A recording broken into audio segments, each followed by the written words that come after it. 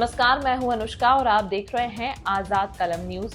वडोदरा में एक जिंदा बम पर बैठा शहर, 1000 से ज्यादा रासायनिक उद्योगों के बीच खतरा बढ़ता जा रहा है। वडोदरा, जो एक प्रमुख औद्योगिक केंद्र के रूप में पहचाना जाता है, अब अपने आसपास फैले रासायनिक उद्योगों की वजह से गंभीर खतरे में है। हाल ही में भारतीय रेल निगम IOC की गुजरात रिफाइनरी में पेट्रोल भंडारण टैंक में लगी आग ने लोगों की चिंता को और बढ़ा दिया है। यह आग रात के समय भी जल रही है और इस घटना ने आसपास के हजारों लोगों के जीवन को नष्ट कर दिया है। वडोदरा को अक्सर जिंदा बम कहा जाता है और इसके आसपास स्थित 1000 से अधिक रासायनिक उद्योग इस खतरे को और बढ़ाते हैं। रासायनिक उद्योगों का जाल और उनका खतरा।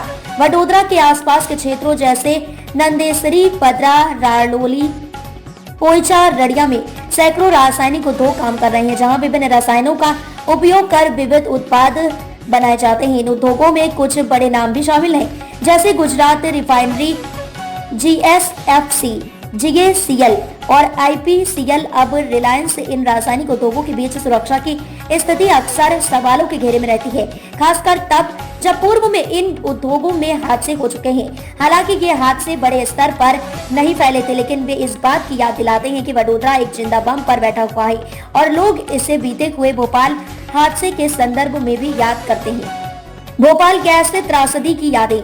1984 में जब यूनियन कार्बाइड कंपनी से मिथाइल आइसोसाइनेट गैस का रिसाव हुआ तो उसने भोपाल में भयंकर तबाही मचाई थी।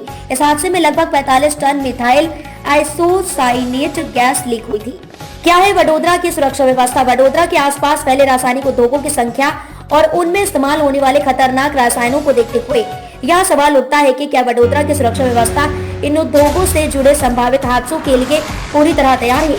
प्रशासन और उद्योगों के बीच तालमेल की कमी।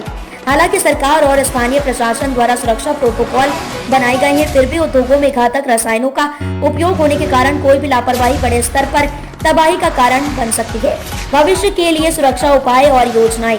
वडोदरा और इसके आसपास के क्षेत्रों में सुरक्षा के लिहाज से कुछ महत्वपूर्ण कदम उठाए जा सकते हैं। इनमें रासायनिक उद्योगों के लिए बेहतर और प्रभावी सुरक्षा मानकों की स्थापना, नियमित सुरक्षा प्रशिक्षण और रासायनिक आपातकालीन योजनाओं का परीक्षण और स्थानीय समुदायों को आपातकालीन स्थितियों से निपटने के लिए तैयार करना शामिल है।